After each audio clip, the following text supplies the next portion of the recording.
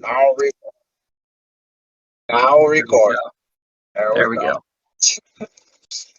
Well, good morning, Korea. It's been a while since we've been in here today. Right? Well, Yeah. anyway, to kick us off the bucket, we are going to dive into a head pool of cesses in today's episode. You know what I'm saying, dog?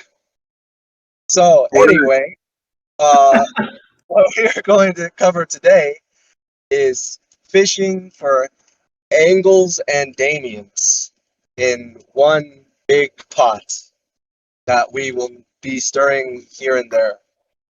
So, in other words, we're going to be talking about spirituality. And back to you with sports, Damien, or Drayton, or Oh my lord. Or Johnny, or whatever your Johnny. name is. I guess, yeah, Johnny is probably what we're gonna go with. Oh yeah, right, Johnny. Oh, goodness gracious. Well, that was thank quite you an for the intro. intro. That was wonderful. Welcome back, Jackie. Thank you. It has been a while since I've been here, I guess. Okay, so Yeah, we missed you last week. It's been a while since we've all been together, it seems like. Oh my gosh, yeah. True. Well, yeah, so we're diving into some topics of spirituality. And we're going to talk about some, spiritual warfare, some angels and demons kind of stuff. We want to preface this by saying this is us kind of just, going into this with our own knowledge. We have not done immediate previous research for this, but we will most likely dive into something later on. That's more, I guess, based. I guess. Yeah. We'll do a little more research so we can come in a little more well informed. So, start off like what do y'all interpret spiritual warfare as? What do y'all define that as? Define spiritual warfare. Yeah, you could have picked an easier question to start with there, my friend. Oh, for sure. That's not how we work here. No, not at all. We dove straight into the deep end. Oh man. Well, so go ahead, Jackie. You sounded like you had a thought. Yes. So I was thinking spiritual warfare is when you're trying to go in God's direction and there's opposition from spiritualities, little spirituals that are causing some problems that seem like they're just natural, but it's like, why would this happen at the same time? So, sure, I mean, sure. that thing also, there's, of course, the extremes where you have like demons possessing things and making big changes to your surroundings and stuff like that. And like witchcraft and things like that. But it's also more, that's not as common. So it's more of like when you try to do something, when you're trying to go in God's way or do something God wants you to do. And then there's other things that are preventing you, whether it's maybe directly spiritual or if it's like indirectly spiritual, where you just have like people that are bringing up stuff. Yeah. But yeah. True there. Yeah, it's kind of hard to put in a box because, like, spirituality affects pretty much every aspect of life. Everything from, like Jackie was saying, like the physical world where angels and demons interact with physical things, with humans, stuff like that. And then it's also a battle of the mind and ideals and morals and stuff like that. So it's kind of hard to put in a box. For true. I kind of like to think about it as like I think I would word it like It's the push and pull of opposing spiritual forces over individual souls. Woo, that was good. Mm. I'm a good summarist, so Yeah, cool. I can summarize stuff like really well. Yeah, well, Yes, you're the master Just, wordsmith. well, sure, yeah. Just to toot my own horn a little bit. Yeah, I want to try and like branch off from that. So, I from a talk that was done by a good family friend of ours, he mentions a key difference, in between, like, dark spiritual forces or demons, if you want to say, is like there's some that possess people, and then there's some that possess spaces. Have y'all seen that kind of difference, or what's y'all's thoughts about that? That's interesting. I never really thought about it that way. Mhm. Like, explain what do you mean exactly by, 'cause like, I understand, possessing people, but like when Mhm. you say possessing spaces, like what are you talking about? Or what was he getting at, Well, I guess? yeah, the example that he gave was that when he was in, uh, I, I'm trying to figure out how discreet I should be, but so when he was in a Somewhere. yeah, when he was somewhere, he entered a little, hut. It seemed that like multiple people had stayed in that hut, but the moment that they went in, they got like really, really sick, right? Like it just they every time someone would stay in that hut or like even spend the night, they'd be like have a raging fever and be almost bedridden, Hmm. right? And the moment that they got out of that little hut or little house, then they'd be completely fine.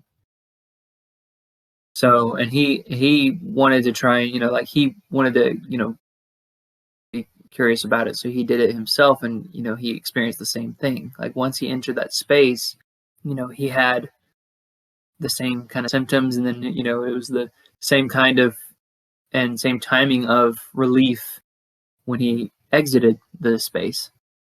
So and there's a lot of other evidences that you can see through like um popular media representation and stuff like that, where there seems to be some credibility to that, where like also like dark spiritual forces can reign over spaces as well. Like with a person, if they possess a person, that person can go anywhere in the world, and the force will stay with that person, right?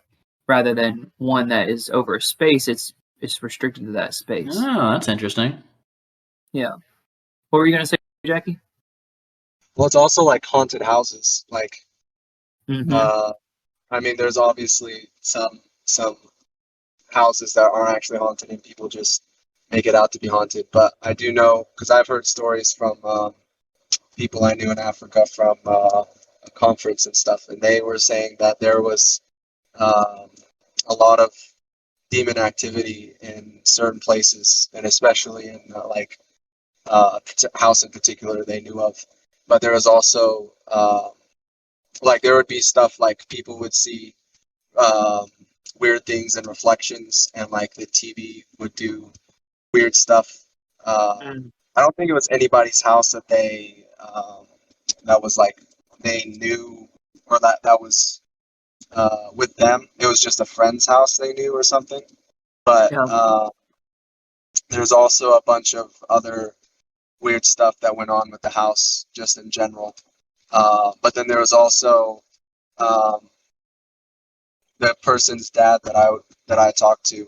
Um, he had to take a reporter to a witch doctor in the area to just interview them, and the guy like cut himself. Well, like what they eventually they were interviewing him and stuff and doing stuff, and the reporter wanted to see um, some of the stuff. So the witch doctor started doing something, and he cut his arm with a knife, and you could see the blood like come out, and like but his eyes went white, and then like as he was cutting it, it healed back, and the dad just had this huge, overwhelming like feeling that evil is like there, and he's like, we need to get out of here. Um, and I don't remember whether the reporter stayed and he left, or if they both left or whatever, but it was just a really like stuff you think of like that's in a movie, but I forgot where it was in Africa, but it was somewhere that was closer to the poorer regions of the continent, where Yeah, they had Wow. like villages and stuff. yeah, that is definitely in line with a lot of different other stories. Yeah. What? Yeah, it's definitely in line with a lot of different other stories that I've heard as well. Yeah. Yeah, we actually, when we were living in Uganda, we actually were neighbors with a witch doctor Oh for wow. the whole time. Yeah, and there was a lot of there's a lot of like reports from like other people who lived around him, and of like you could hear it would just be him at the house, but you could hear like multiple people like just wailing and screaming in pain from that Oh, house. And wow. just yeah, I don't know, other things like that. But then, he's also kind of he had social status in that culture, especially with the part of the culture that was still connected to its more older roots. Yeah. Because like most witch doctors are kind of connected with the I guess the belief system of animism, right? Right. Yeah. Of the idea that if you do something in the physical space that can affect the spiritual place, then the spiritual will go back and affect the physical world in a certain way. So it's almost like a two-way kind of uh, control system a little bit. Sure. Makes sense. So if you were to do certain something in the physical world, then it should quote unquote appease the spiritual forces, and they in turn will affect your physical reality in a good way. Supposedly that's how it works. That's how it goes down. Um, so yeah, and there's a big theory of like why that's like sometimes the reason why uh, people in that part of Africa are so kind to Westerners and to tourists because obviously to get there, to travel there, you need to have like a good amount of money, a lot more than the common populace there in that part of Africa. Sure. And so they see it through the framework of animism. They see it as you have a certain influence or pull in the spiritual realm to be able to receive that, and so they in turn will be kind to you because they want some of it to rub off on them. And obviously this isn't like generalizable or anything, because uh, it all depends on the person and their intentions and stuff like that. You shouldn't think that of everybody who's nice to you over in that part of Africa, but Joy. because like there's some people that are just genuinely nice, but so anyways, but yeah, so I also wanted to bring this up.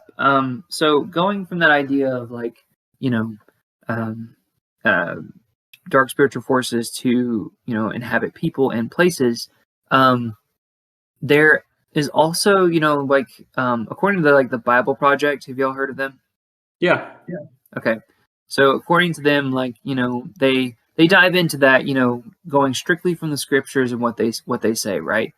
That Satan person, right, that we usually see him as, is, if you go to the direct etymology and the direct linguistic roots of it, it's like more of like the Satan, right? And it's more of like a collective of dark spiritual energy or dark spiritual forces, right? So in a sense, taking from that theory, that means that like say what we see as Satan and demons and stuff like that as individual sentient entities, rather they're all part of this collective force that is anti-God, right? So Yeah. because y'all know like this the stories that sometimes you would hear about of like Satan used originally being an angel and then wanting to be in the place of God, but then God kicked him out of heaven and stuff like it, kicked him down to earth and stuff like that. That the verses and the scriptures that those are based off of are somewhat, I mean, it depends on where you're coming from, but it somewhat is taken out of context to come up with that, right? So if you're really looking at the context of those scriptures, the Bible doesn't have anything really to say about where the Satan came from. Yeah. I always noticed that because I was like, this. I've heard this story all the time, but actually, when you read the verses, it's like this is very little compared to the actual narrative that people tell, and it's like, where did that come from? Like, is there something else? It could be something like just the culture of that of Christianity at that point in history when it first came about. It could because I mean, it definitely is a good story and it makes sense. It fits into the theology and the and stuff that we have, but the only thing is that we don't necessarily have a lot of scriptural proof for it. At least in his origin, the way like once he like existed and started to make his appearance in the scriptures, from that point on and how he operates, it's all good and it's all like it fits in with what we know from scripture. It's just the fact of how he came about is where it gets kind of murky. So it's that's what's interesting is that and the way that the Bible Project paints sin as well as the Satan, right? It is almost like I can't fully describe it, but the way that they did it in their like little animation stuff is that when you commit a sin or when you're approached by the Satan or whatever at a certain place or whatever, like that is tainted, right? That those objects or your clothing or you or the space that you're on, the ground that you're standing on is then tainted, right, with sin, with that dark spiritual force. And it takes it, at least in the Old Testament, it used to take like a sacrifice and the other sacraments that you had to go through to cleanse yourself and cleanse that space of that sin and that dark energy, right?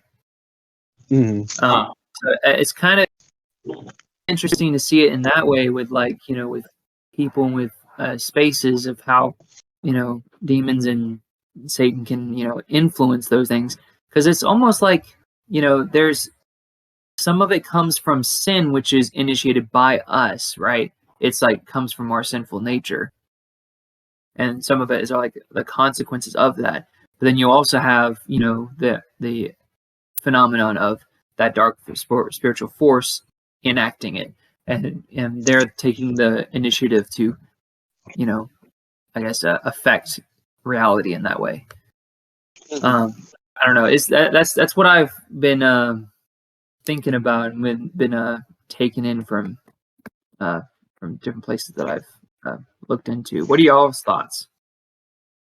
That is very interesting because it almost makes sense though that it's just one type of entity kind of thing, because I mean we don't really know much about angels or demons, like how they think, if they can think the way we think, or if they have thoughts, or how they see. Like, can they see our thoughts? Can they read our thoughts? Can they not read our thoughts? Can they see what we're thinking, or can they see if what they do to us is affecting us? I guess that's mostly just demons in that case, but like we don't really know how demons exist. Do they have legs? Do they have an actual form? Do they have do they have to take a form of something in this world in order to appear to us? I mean, like the angels appear to the shepherds in the fields and stuff. So, I mean, they must have some kind of form, I guess, but not like, is it like um, another like dimension type form, or is it like a form that we would relate to, like where there's a body, a head, and legs, or is it just like an orb kind of thing? So there's so much Yeah, that we don't actually know about them. true. Because like usually sorry, what? I just said that's a true statement.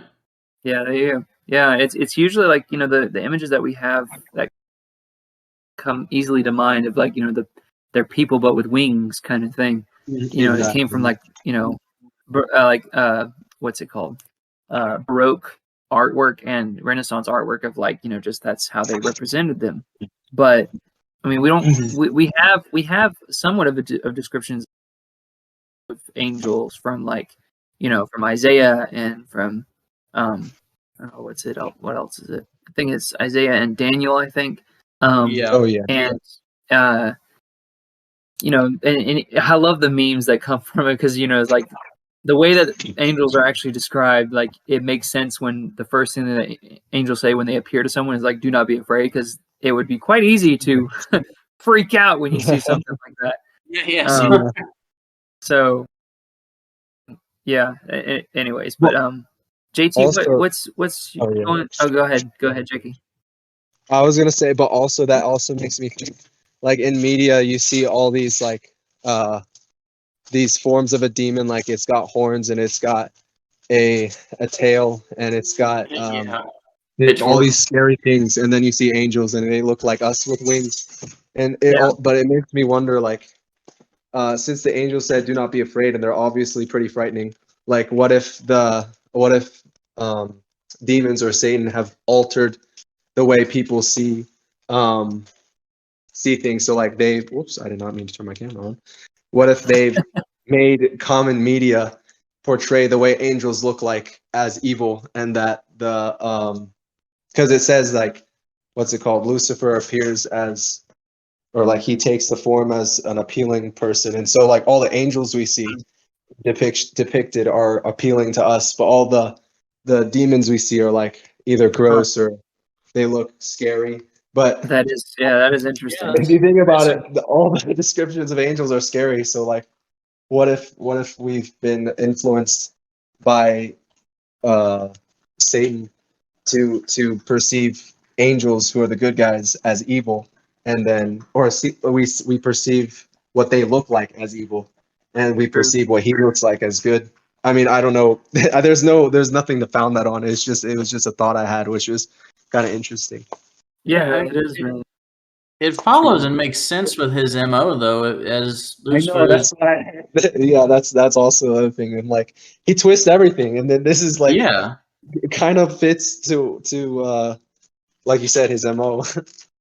Yeah, I mean, he's the father of lies. I mean, it would make sense that, I mean, his whole thing is deceit and lying, and like Jesus says, a thief comes to steal, kill, and destroy, and if his whole thing is to turn us away from the things of heaven, Yeah, right? and then you have like people like Muhammad and other people who say they were visited by an angel, and they told them this, and it's like, well, if you're visited by an angel and it looked like the angels we see in modern pictures, it's like, well, that okay, like that you would think, oh yeah, as an angel, it was obviously a good force, but uh, it, if let me see think how to phrase this. Like, so it's like that's a good force. They would think it's a good force because they think, oh, that's what an angel looks like. When in actuality, it's like the devil who's lying to them. But they think it's a good force. But then every other account, or pretty much every account in Scripture, I don't know for sure, but I think so. It's like they say, "Do not be afraid," and it's like it, if you are visited by an angel and they didn't say do not be afraid, it makes me think, is this really an angel or is this something else going on here? Mm-hmm. Yeah, that's true. True. Yeah.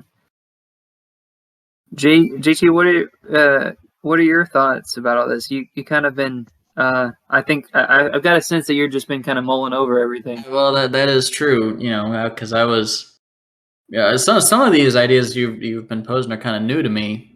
I hadn't really thought about it, but it kind of makes sense. Yeah. So I don't know. Yeah, I've been just kind of rolling it around in my head, trying to process. Mhm. The problem Yeah. is it makes sense, but it could also make sense the other way.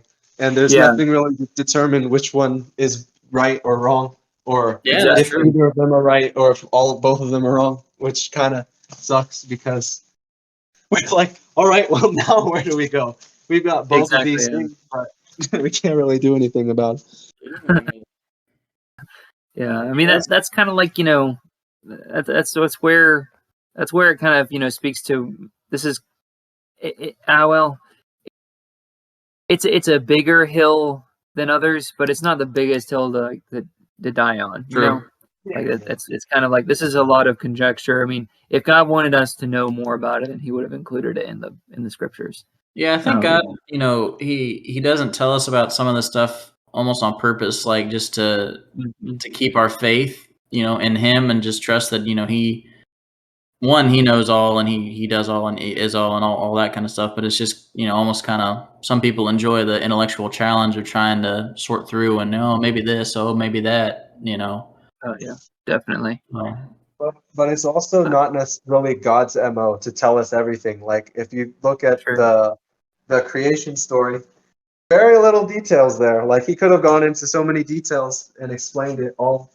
Even if they didn't understand it back then, he could have still done it, and we would have had it today or later on when we would understand it. But he just Yeah. gives us he just gives us what we should know, and then after that, like there is more to it, of course, but we don't have it. So it's like, will we do we really need to know that much? Like there is this like intellectual part that wants us to, but is that maybe like us also being what is it, unsatisfied with what God has given us kind of thing? Because like Yeah. there's always that side of things inside of us, because like that's basically what uh Mm. caused the fall, is our unsatisfaction. So it's like, is that where this is coming from, or is it like a good not thirst for knowledge, but Yeah. just there's nothing to fill that thirst until later on in once God Jesus returns and restores everything. Yeah. Exactly. Interesting. It is very interesting. Yeah. We could go into all the creation stuff, but that's for another episode right there. Oh yeah, that's definitely That's for Shoot, another man. day. That's I was just another making whole other another thing. example of another place where we see the same kind of thing, like not much knowledge, but we would like to know. Yeah, for sure. Definitely. Cool. So yeah, I actually I started noticing that, JT, that like once we started talking about it, you kind of like were just on the receptive side rather than productive side, producing side. So I was like, yeah, I'm feeling like this is first time hearing. Yeah, So, because especially that part what you were talking about with the language and it being like the Satan or whatever it was that you were specifically saying, and it being more of a group of entities and dark forces and all that kind of stuff. I thought that was interesting because yeah, then what do you do with like the whole um, like Lucifer is the fallen angel yeah, and like that kind of stuff. And where can't remember where it talks in scripture, or maybe it doesn't. And what Jackie said about it just being a narrative that is passed down through culture and through history that we just kind of plucked. Okay, here's like this little bit of information. We're gonna kind of draw it out into this story is kind of the best guess is what we think might have yeah, happened. yeah, Yeah, that was kind of interesting. yeah. Well, the thing is that with the narrative of like Lucifer falling down from heaven, he's like the fallen star or the fallen angel kind of thing. Yeah. It like it does come from Oh scripture. yeah. And I'm gonna try and look it up and see which one it is. Let's see. It might be in Revelation. But I know it wasn't Revelation. It was like in the Old Testament. It was something I think. I'll do that. Okay, there you go. But I know that it's like what is it? Oh my gosh. Oh, that shows my search history. Oh my lord. So I search it up, and I had been recently researching just like the history of the Marvel universe. And so of course, like when I put in this search query, the first article is like, oh, well, it's talking about the emergence of the representation of Satan in Marvel Comics, and I'm like, no, that's not what I want. That's not what I want. That's not exactly what we're going here. Oh my gosh. Marvel comics is basically the Bible, right? Yeah, exactly. But yeah, what I was saying was like it has spiritual basis. It's just that upon further study, according to some people, that those references, those inferences are based out of context. So it let me try and figure out where this is. So it's from Ezekiel 28, Isaiah 14, those things. So let me see if I can put those in. But yeah, no, I don't know if that makes sense. I would like encourage like going to the Bible Project and their videos on the beginning of time as we see it in Christianity. A lot of their videos are really interesting, and when I was watching them, it was the first time hearing that from me as well. But it was interesting ideas. Yeah, it's Yeah. very interesting. Yeah, I mean, even 'Cause- Jesus says in somewhere in Luke something about he says that I think he saw Satan fall like lightning from heaven. Mhm. I can look it up. It's like Luke. Oh yeah, right here, Luke 10:18. It's talking about when the 72 when we sent out the 72 and they came back. And they said, starting 17, like the 72 returned with joy, saying, Lord, even the demons submit to us in your name. And he said to them, I watched Satan fall from heaven like lightning. Look, I've given you authority to trample on snakes and scorpions, and over all the power of the enemy, nothing will harm you. Mm. That's kind of interesting. There you go. That's a good rebuttal for this point. That is a good one.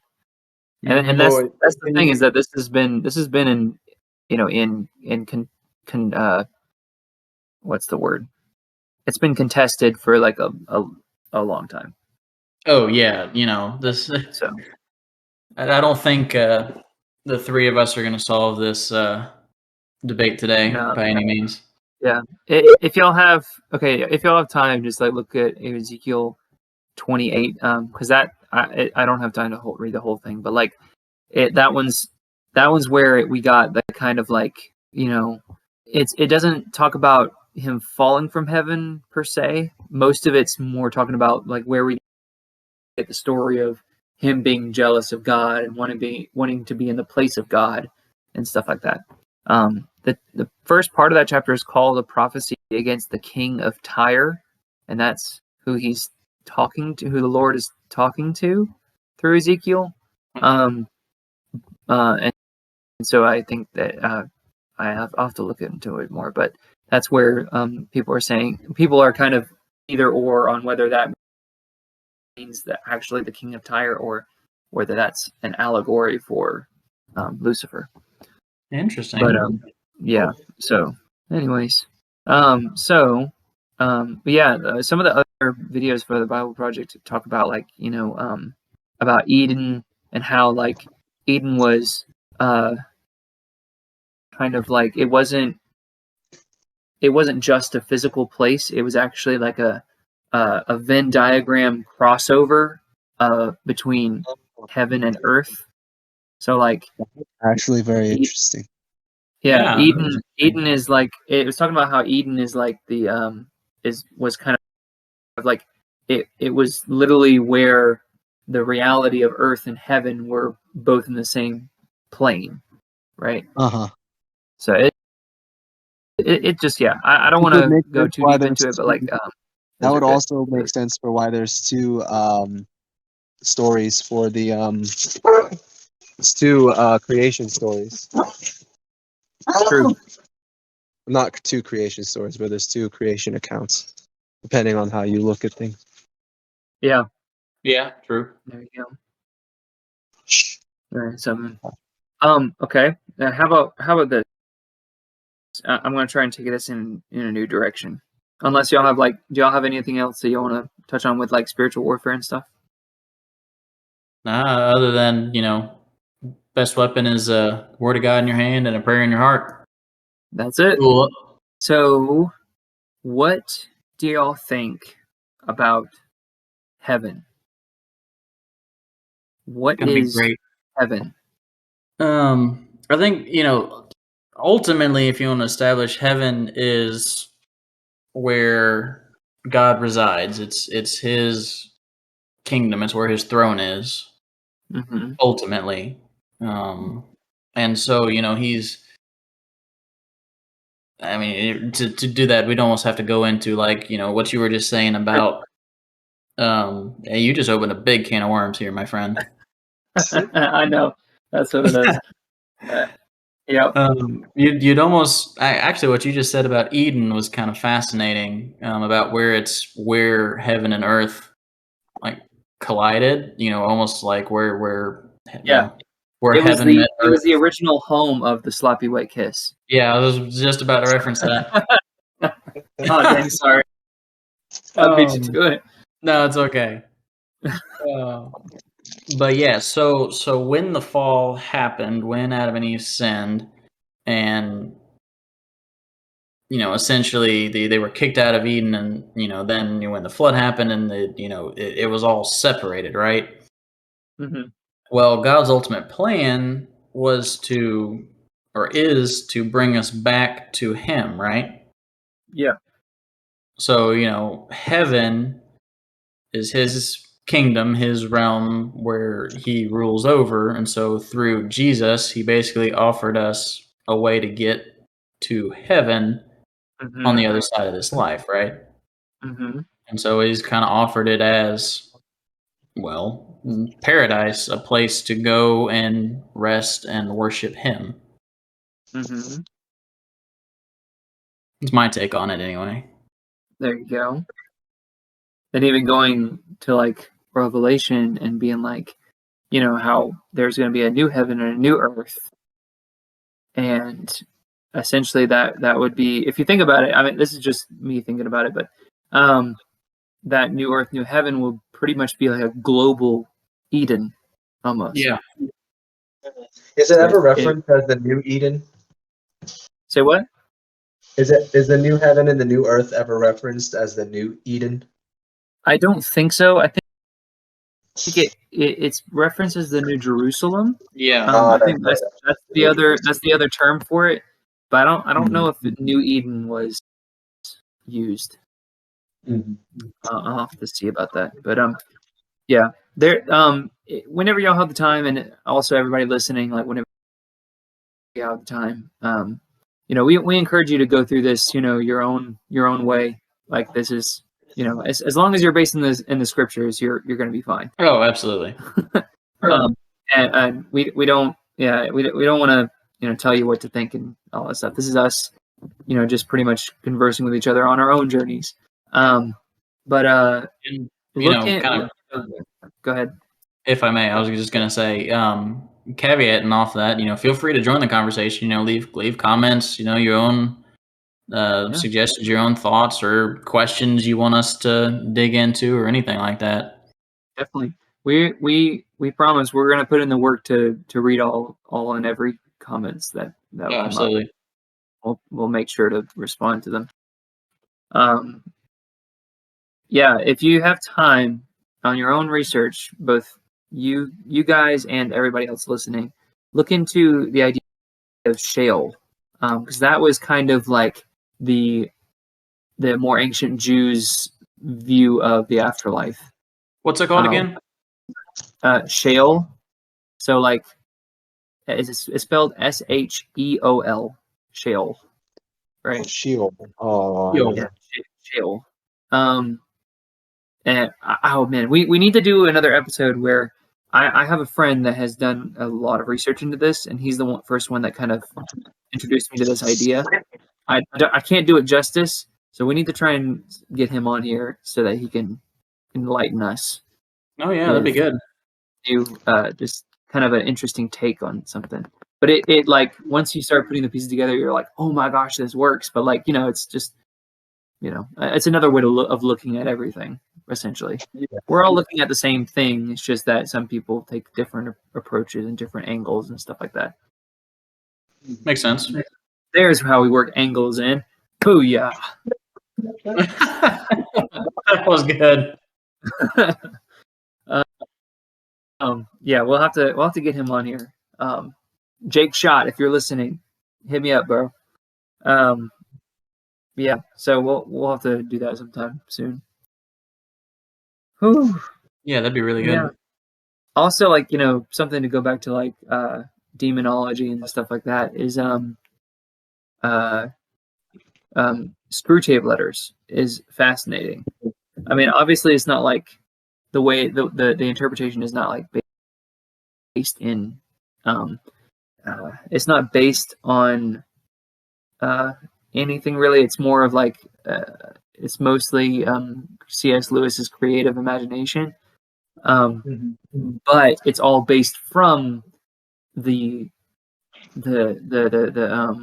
ripples that are made that we can see in our world, and that we can feel in our world, right? And also based on just how these forces act from Scripture. So, but yeah, anyone who hasn't read Screwtape Letters, please read that. It's one of my favorite books of all time, and it's just it's just an interesting take on spiritual warfare and even just your own Christianity in your own faith. So it's definitely worth the read. Yeah, true. So, hey, another phenomenal book, if you haven't read it, is This Present Darkness by Frank Peretti. Oh, that is a good one.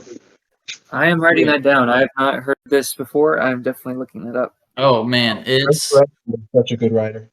Yeah, he's a good writer, and it's very similar.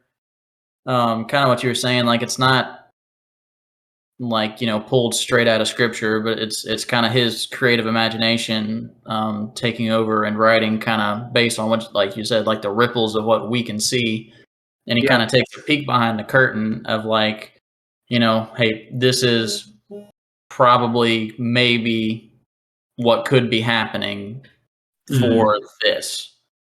You said like go ahead, keep going. Sorry. No, This Present Darkness. Yeah. That what you're looking for? Yeah. Yeah. Like one chapter you'll be reading from our perspective. There's the characters in the book, the humans, they're doing things and things are happening to them, and the next chapter it goes back and it tells it like he's created characters of angels and demons, and it shows them interacting with the world and how that affects the people. It's kind of cool. I need to reread that book. I remember that was so good. Yeah, it's a good read. Have you read any more of his stuff? I think I read the second one of those, Piercing the Darkness. Yeah, that's right. I've read some of his other things, like House that he did with Ted Decker, and some I can't remember one of them, but yeah, I've read some a good amount of his stuff. His best one, I guess fiction wise, is The Oath, which is it's very spiritual too, but it's probably more on the fantasy type of side kind of thing, because it's about a possible dragon in a certain town. But it's like goes back to spiritual stuff. I don't want to say too much because it's a really good book and I don't want to spoil it. But there's also The Visitation or Revisitation. That's really, really, really interesting. Ooh, I remember The Oath. Now that you say that, that was a good one. Oh yeah, you did read it? Yeah, that one. Yeah, that one is probably my favorite. Yeah, that was awesome. I can hear Johnny Drayton over there scribbling furiously. He's like, I gotta add to my list. Add to my list. Yes, you have caught me red-handed. I'm over here like Googling and I'm like, okay, cool. What's all this about the book? Okay, all right, where can I find it on Amazon? I need to find it. What's the price? I need to buy it. Nice. I've got so many books on my list that I need to read. Oh my lord. You might be able to find it in a library because they're pretty old. True. Yeah. Well, I'd say let's wrap it up, fellas, because I'm pretty much out of ideas for right now. Yep. We kind of. Yeah. It's kind of zipped now. That's it. Yeah, and Oh my we'll gosh. absolutely come back. We'll do some more research outside of this, because it is a fascinating topic, and stuff like this, Mhm. it's always fun to read and grow our own knowledge and grow our own faith in Scripture and in God and all that. Mhm. But Johnny, do you got anything for us?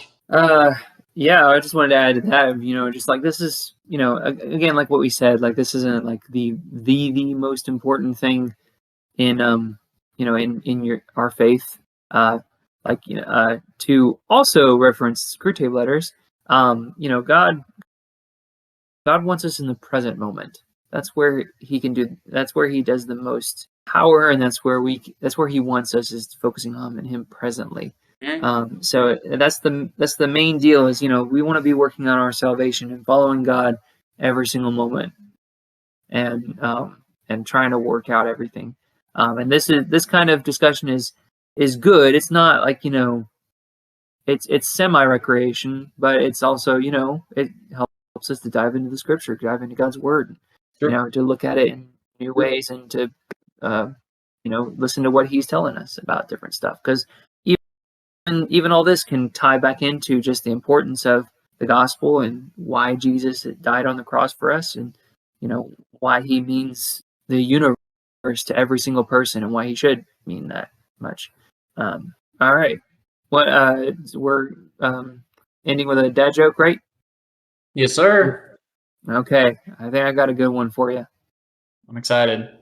Okay, you ready? All right, let's see. Do it. So let's see. I thought the dryer was shrinking my clothes, but turns out it was the refrigerator all along. I feel that one on a spiritual level, but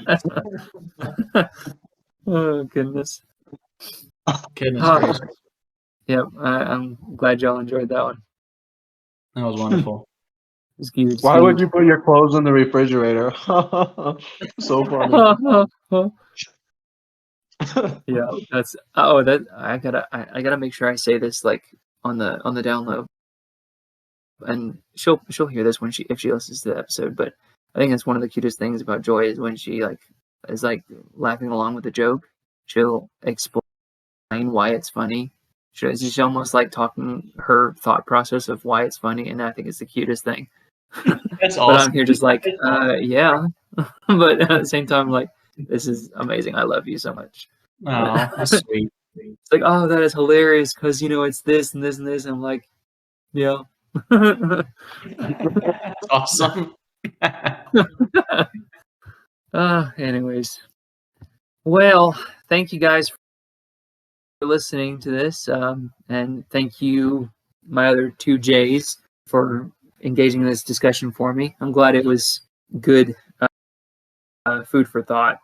But yeah, definitely try to catch us next time. Please be sure to subscribe if you haven't already to our YouTube channel, so that you can get and hit the notification bell, so that you can be alerted whenever a new episode comes out.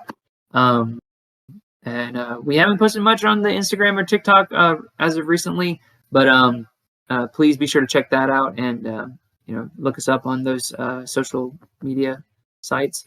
And please, if you have any thoughts about, what are your thoughts about spiritual warfare? What are your thoughts about heaven? What are your thoughts about the planes of Christian existence? Leave a comment below. Even just, shoot us some messages if you have any questions or any, things that you want to say. Yeah, again, if you're listening, please tell your family and friends about us. If we are that worthy to you, please request us to anyone and everyone you know. If that's all, then that is all. That is all. Thanks for listening, everyone. All right, see y'all. Bye. Bye.